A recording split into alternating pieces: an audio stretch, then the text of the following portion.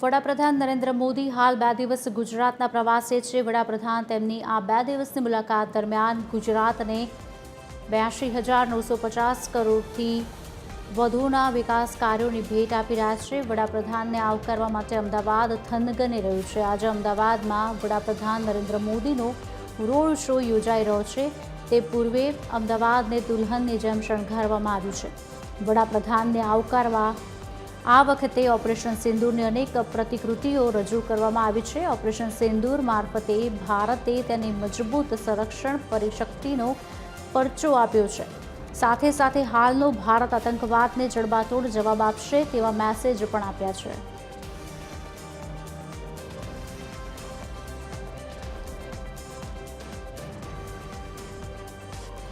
આ અંગે વધુ વિગત આપવા માટે અમારા સંવાદદાતા અભિષેક વાઘેલા લાઈવ જોડાઈ ચૂક્યા છે।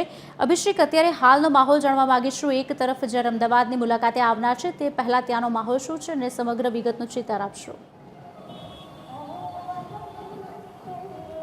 બિલકુલ ખુશાલી, વાત કરીએ તો ઓપરેશન સિંદૂર બાદ પ્રથમ વખત પીએમ મોદી જે છે તે માદરે વતન એટલે કે ગુજરાતના પ્રવાસે છે।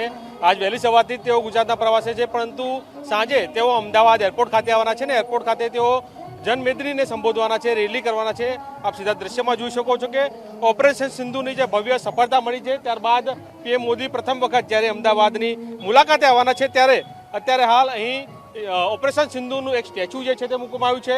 સીધા દ્રશ્યોમાં આપ જોઈ શકો છો કે સિંદૂર ભરેલું આખું એક કળશ જે છે તે અહીં મૂકવામાં આવ્યું છે। એટલે કે જે પ્રકારે દુશ્મનોનો નાશ કરવામાં આવ્યો હતો, દુશ્મનોને જડબાતોડ જવાબ આપ્યો હતો, તે જ ઓપરેશન સિંદૂરનું આ એક પ્રતિક અહીં મૂકવામાં આવ્યું છે। તેના પ્રતિક રૂપે આ સિંદૂર ભરેલો એક આખો કળશ જે છે તે અહીં મૂકવામાં આવ્યો છે। બીજી તરફના હું તમને દ્રશ્યો બતાવવા માંગીશ કે અત્યારે હાલ અમદાવાદ એરપોર્ટથી લઈને ઇન્દિરા બ્રિજ સુધીનો જે આખો રૂટ જે છે તે દુલ્હનની જેમ સજાવવામાં આવ્યો છે। તિરંગા એટલે કે દેશભક્તિની ગાથા જે છે તે અહીં રજૂ કરવામાં આવી રહી છે। સીધા દ્રશ્યોમાં જોઈ શકાય છે કે અત્યારે હાલ એરપોર્ટના આ દ્રશ્યો જે છે, એરપોર્ટ સર્કલ પરનું આ દ્રશ્ય જે છે જ્યાં વડાપ્રધાનને શોને લઈને અત્યારે હાલ રોડ શો જે કરવાના છે તેને લઈને તડામાર તૈયારીઓ જે છે તેને આખરી ઓપ આપવામાં આવી રહી છે। એરપોર્ટ સર્કલથી લઈને ઇન્દિરા બ્રિજ સુધીનો આ આખો રૂટ જે છે તેમાં રાષ્ટ્રધ્વજ જે છે તે લગાવવામાં આવે છે। સાથે મહત્વનું કહી શકાય કે એરપોર્ટથી લઈને ઇન્દિરા બ્રિજ સુધી 19 સ્ટેજ જે છે તે બનાવવામાં આવે છે, જેમાં અલગ અલગ ગુજરાતની જે સાંસ્કૃતિક પરંપરા જે છે તેની ઝાંખી જે છે તે રજૂ કરવામાં આવશે।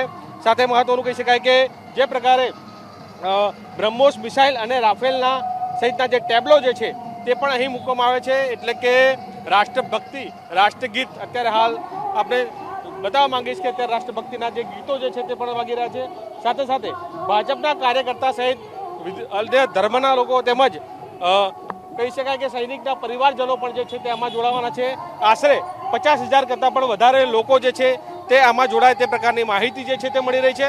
અને તેને લઈને અત્યારે આપ સીધા દ્રશ્યમાં જોઈ શકો છો કે તડામાર તૈયારીઓ, એટલે કે હવે ગણતરીના કલાકો જ બાકી છે જ્યારે પીએમ મોદી જે છે ત્યારે અહીં જનસંબોધન કરશે। સાથે મહત્વનું કહી શકાય કે અત્યારે આપ દ્રશ્યમાં જોઈ શકાય છે કે કોઈ પણ પ્રકારનો અનિચ્છનીય બનાવ ન બને તે માટે અત્યારે હાલ પોલીસનો ચુસ્ત બંદોબસ્ત જે છે તે પણ અહીં ખડકી દેવામાં આવ્યો છે। એટલે કે જે કહી શકાય કે જ્યારે 50,000 કરતાં પણ વધારે લોકો જ્યારે અહીંયા આવતા હોય ત્યારે લોકોની સુરક્ષાના પર પણ સવાલ થતા હોય છે કે કોઈ પણ પ્રકારનો અનિચ્છનીય બનાવ ન બને તે માટે અત્યારે હાલ પોલીસ બંદોબસ્ત જે છે તે પણ અહીં ખડકવામાં આવ્યો છે। સાથે સાથે કહી શકાય કે સેનાએ જે પ્રકારે એક સામે કહી શકાય પાકિસ્તાનને જે પ્રકારે જડબાતોડ જવાબ આપ્યો છે તેને લઈને અલગ અલગ પોસ્ટર જે છે તે પણ અહીં મૂકવામાં આવે છે।